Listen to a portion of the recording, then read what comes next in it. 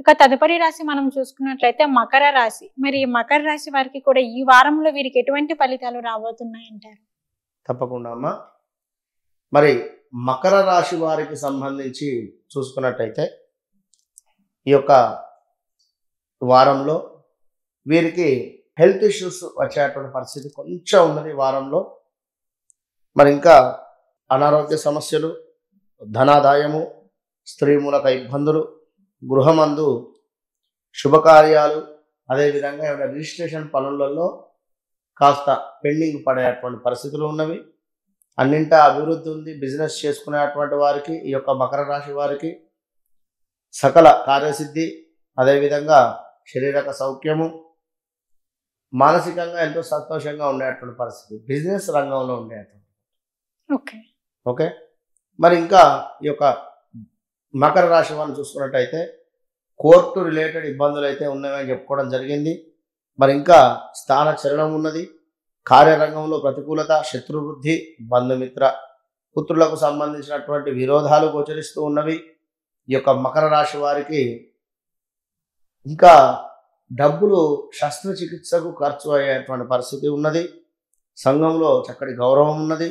శరీరక శ్రమ, అధిక వ్యయము, అంటే మానసికంగా కృంగిపోయేటువంటి పరిస్థితి. ఏదో ఒక సంఘటన జరిగింది కదా అని చెప్పి కానీ, లేదా గత రోజుల నుండి బాగా లేదు అనేటువంటి విధంగా మనస్సు బాధపడేటువంటి విధంగా ఉండేటువంటి పరిస్థితులు కానీ ఇట్లా జరిగేటువంటి పరిస్థితులు ఉన్నాయి కనుక జాగ్రత్తగా ఉండండి. ఇంకా ఈ యొక్క మకర రాశి వారికి చూసుకున్నట్టయితే ఈ యొక్క వారం చివరిలో నూతన వస్త్రాలు కావచ్చును, అదేవిధంగా ఆభరణాలు కావచ్చును, కుటుంబ సౌఖ్యం ఉన్నది. ఆరోగ్య సమస్యలు ఏవైతే ఉన్నాయో అవి పోయి చక్కగా ఆరోగ్యానికి వచ్చేటువంటి పరిస్థితి ఉన్నది.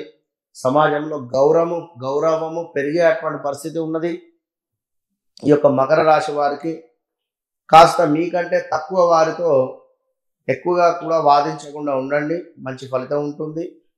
ఇంకా ధన వస్తు నష్టాలు ఉన్నవి. కార్యాలలో కాస్త ప్రతికూలమైనటువంటి ఇబ్బందులు ఉన్నవి. మరి జాగ్రత్తగా ఉండండి.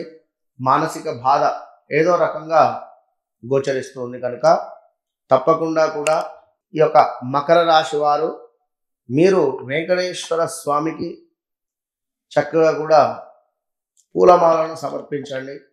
వెంకటేశ్వర స్వామికి మీరు వస్త్రాలైనా సమర్పించేటువంటి ప్రయత్నం చేయండి. వెంకటేశ్వర స్వామికి నైవేద్యం కోసము బియ్యం కావచ్చును, లేదా ఏమైనా పులిహోర లేదా దద్దోజనము చక్కగా కూడా ఒక 3 నుండి 5 కిలోల అయ్యేటువంటి విధంగా నివేదన చేసి ఆ యొక్క నైవేద్యాన్ని నలుగురికి పంచేటువంటి ప్రయత్నం చేయండి. మంచి ఫలితం ఉంటుంది.